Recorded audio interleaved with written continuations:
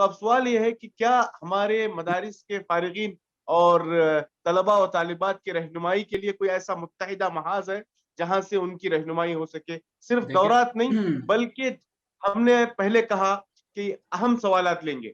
यकीनन हम हमारे एतबार से ये अहम सवालात हैं, लेकिन जब सवाल कोई करता है तो यकीनन वो हमारे लिए गैर मुहिम होगा, लेकिन उस शख्स के लिए अहम है। तो उनके एहसासात और उनके मशायर का ख्याल करते हुए, उन लोगों की प्यास मिटाने के लिए आगे ऐसा कोई काम ट्रांसलेशन फील्ड में हम कर सकते हैं, जिससे इनकी प्यास बुझे? इस पर आपका तफसीली जवाब चाहिए डॉक्टर साहब। माशाल्लाह शेख का जो परवेज साहब का है, परवेज साहब तो पीआरओ है, आपका पब्लिक रिलेशनशिप जो है काफ़ी वसी रहता है, तो उसी एंगल में ये सवाल है। काफ़ी अफसोस की बात है शेख परवेज साहब कि हिंदुस्तान में इस तरीके की जो ट्रांसलेशन की जो एसोसिएशंस होना है, जो फेडरेशंस होना है, इस तरीके के जो है हिंदुस्तान में बिलउमूम और बिलखुसूस हम लोगों में तो ज़ीरो सतह पे पाई जाती हैं। इस तरीके का कोई फेडरेशन नहीं था। 4 साल पहले मैं कोशिश किया था कि federation of certified professional translations जो है उसका आगाज़ करें, लेकिन हमारे पास प्रोफेसरान जो है अपने पेशे के को सामने रखते हुए वो लोग आगे नहीं बढ़ सके। लेकिन हकीकत ये है शेख कि यूके, यूएस, कनाडा वगैरह जब हम लोग देखते हैं इंटरनेशनल लेवल पे ट्रांसलेशन के इतने एजेंसीज पाए जाते हैं और उनके दरमियान में बेहतरीन कोऑर्डिनेशन पाया जाता है।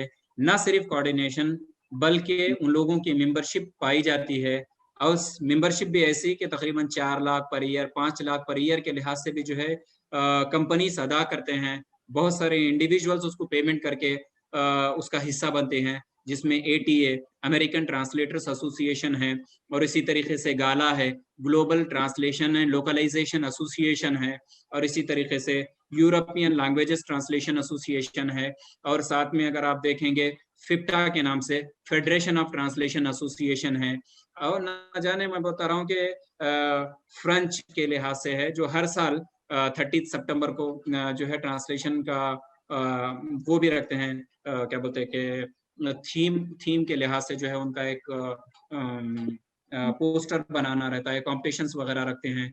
इवन कंपनीज के लिए भी एक जो है ना सिर्फ ट्रांसलेशन के लिए, अभी मेरे पास पूरे हिंदुस्तान भर से मैं पूरी थोड़ी बहुत कोशिश किया तो तकरीबन 1300 साढ़े 1300 ट्रांसलेटर्स को जो है मैं जमा करने की कोशिश करा।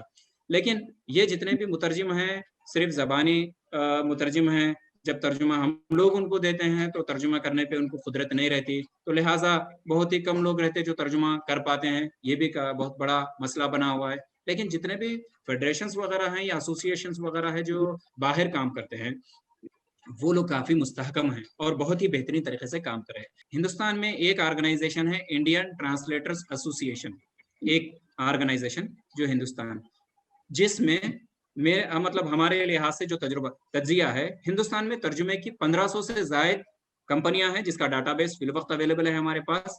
ताहम जब हम इंडियन ट्रांसलेशन एसोसिएशन के पास जाके उनके जो इंडेक्स है उसमें जाके सर्च करते हैं तो सिर्फ 15 से 20 कंपनी उसमें रजिस्टर्ड है। इस किस्म की सूरत हाल है।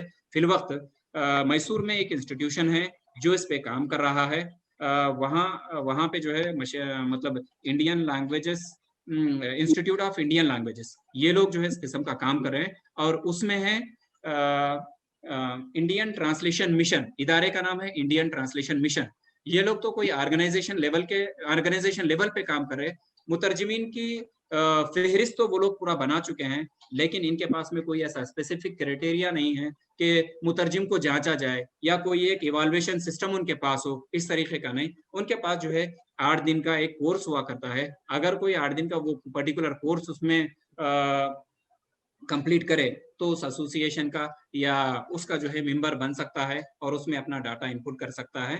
और बहुत सारे ऐसे भी अफराद हैं जो उसके बारे में उनको इत्तला नहीं रहती, वो लोग भी जो है उसमें पार्ट बन सकते हैं।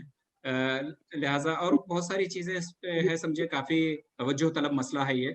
इंशाल्लाह शेख परवेज़ साहब का जब हमारा दारुल हुदा बनेगा तो मैं शेख परवेज़ साहब से मेरी शख्सी गुजारिश यही रही कि आप तर्जुमा और अल्सिना व लिसानियत का काम लीजिए। इंशाल्लाह मैं ज़रूर इसमें रहूँगा और मैं चाहूँगा कि उसी प्रोजेक्ट पे मैं जो है काम करूँगा। इंशाल्लाह जो भी मेरी खिदमत हो सकती है मैं आपके साथ रहूँगा शेख। और मज़ीद वीडियोस को देखने के लिए आप हमारे YouTube चैनल को सब्सक्राइब करें। फजज़ाकुमुल्लाहु खैरन।